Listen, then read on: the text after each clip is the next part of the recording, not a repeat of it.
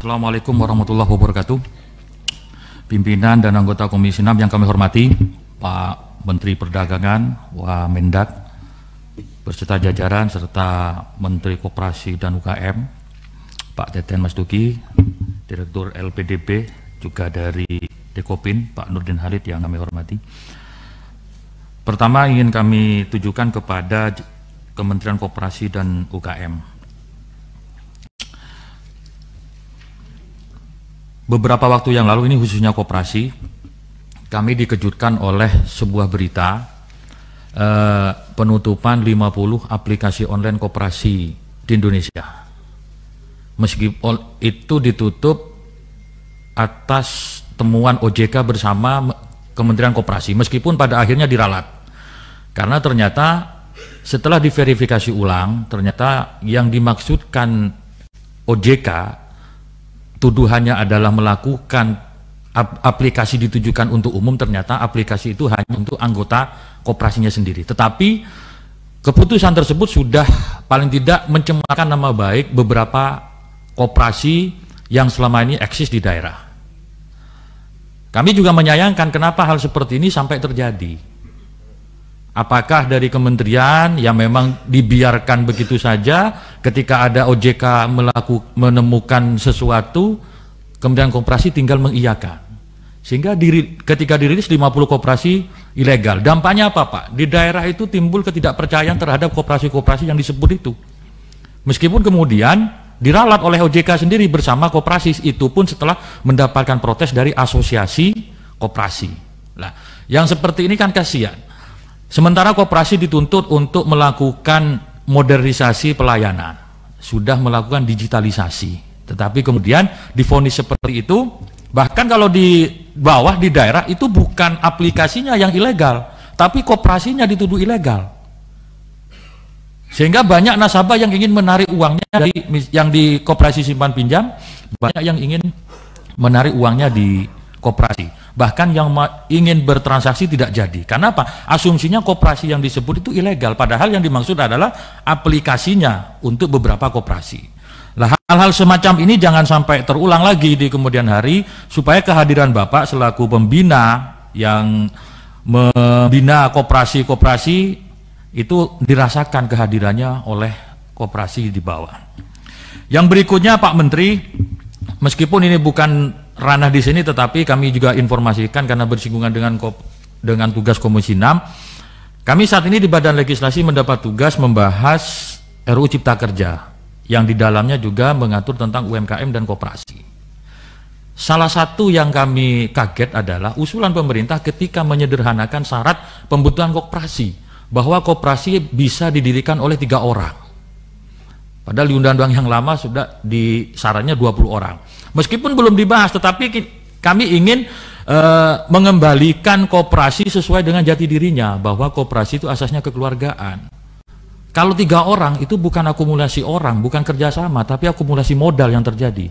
Kalau hanya misalkan mendirikan koperasi cukup 3 orang, ya itu merangkap nanti. Kalau 3 orang ketua, sekretaris bendahara, merangkap pengawas.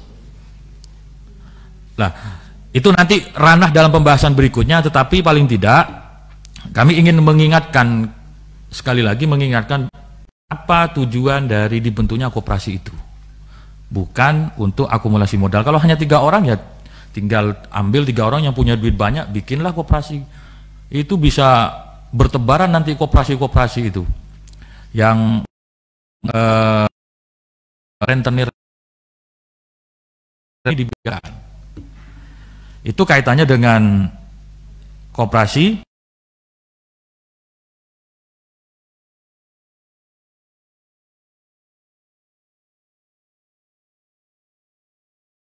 Hadir Bapak Nurdin Halid, dan mudah-mudahan tidak ada lagi isu-isu di luar bahwa koperasi masih ada dualisme kepengurusan.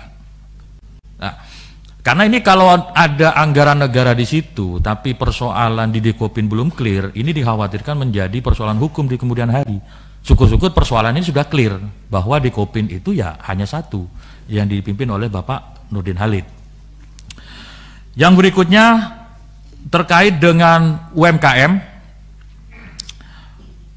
kami menemukan data bahwa 80% pelaku UMKM itu tidak tersentuh program PEN. Kalau data menyebutkan sekitar 64 juta pelaku UMKM itu baru sekitar 12 juta atau 19,74, dibulatkan hanya 20% yang bisa mengakses layanan perbankan dan potensial mendapatkan subsidi bunga tersebut. Ini kendalanya gimana? Padahal UMKM itu yang paling terdampak dalam situasi COVID seperti sekarang ini. Mereka dibiarkan terseok-seok, modalnya sudah makin menipis. Bagaimana untuk diminta untuk bisa meningkatkan daya saing? Belum lagi di era new normal, yang dibayangkan era new normal dengan protokol kesehatan, pelaku UMKM melaksanakan protokol kesehatan. Bagaimana mau melaksanakan protokol kesehatan? Modalnya aja megap-megap gitu. Maka yang terjadi kita lihat saat ini, pelaku UMKM bisa dilihat, bisa dihitung berapa yang menerapkan protokol kesehatan.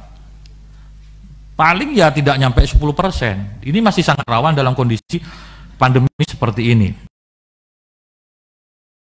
Berikutnya untuk LPDB. Ini kami mendapatkan bahwa LPDB akan menyalurkan dana bergulir 7,3 miliar ke pesantren di Kabupaten Bandung.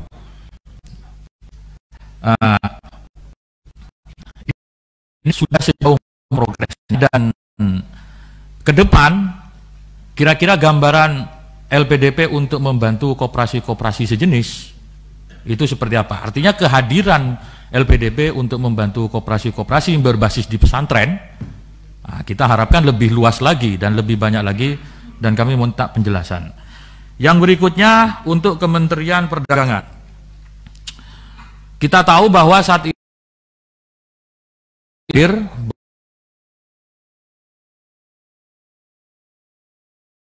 drastis tradisi jadi klaster baru penyebaran. Muncul klaster pasar Palmerah, beberapa pasar yang lainnya.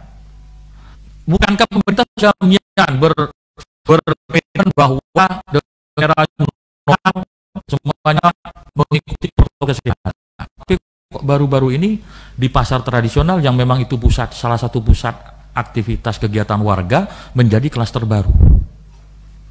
Ini di Jakarta, di Palmerah, dekat dengan di sini gitu. Kita khawatir juga jangan-jangan nanti yang di sini belanjanya di Palmerah yang dihidangkan ini. Dia berbahaya juga nih. Jadi ini jangan sampai, itu kenapa bisa terjadi gitu. Dan kami harapkan itu menjadi yang terakhir lah, klaster pasar di Palmerah itu tidak muncul klaster-klaster yang lain. Artinya apa? Kehadiran Kementerian Perdagangan untuk melakukan proteksi terhadap pedagang maupun penjual di pasar-pasar tradisional itu sangat kami harapkan. Yang berikutnya terkait dengan tambahan anggaran di Kementerian Perdagangan, pada prinsipnya ya kami tidak berkeberatan. Bahkan kalau misalkan dirasa perlu ditambah lagi ya ajukan lagi ditambah. Kalau kita lihat misalkan di sini di halaman 5 kaitannya dengan pembangunan revitalisasi pasar rakyat tipe A dan tipe B dianggarkan 600 miliar. Kalau dibandingkan 2019 jauh sekali. Kalau dengan 2020 lebih bagus. 2020 kalau nggak salah 592 miliar sebelum dipangkas untuk COVID. Kan begitu Pak Suwanto? Sebelum dipangkas untuk COVID. Ini yang akan direvitalisasi tipe A dan tipe B. Nasibnya dengan tipe C, tipe D itu bagaimana gitu? Apa memang tidak akan dilakukan revitalisasi untuk tahun 2020? Dan kalau dikalkulasi di rata-rata berarti hanya ada sekitar 60 pasar. Kalau misalkan kita bikin rata-rata ini. Sementara jumlah pasar di Indonesia sangat banyak sekali.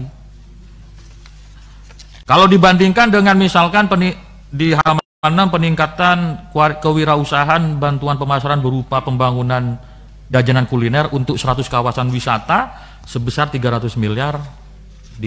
Kalau untuk 100 kan berarti 3 miliar. Kalau hanya fasilitasi untuk penambahan fasilitas peningkatan kewirausahaan ya agak gimana gitu.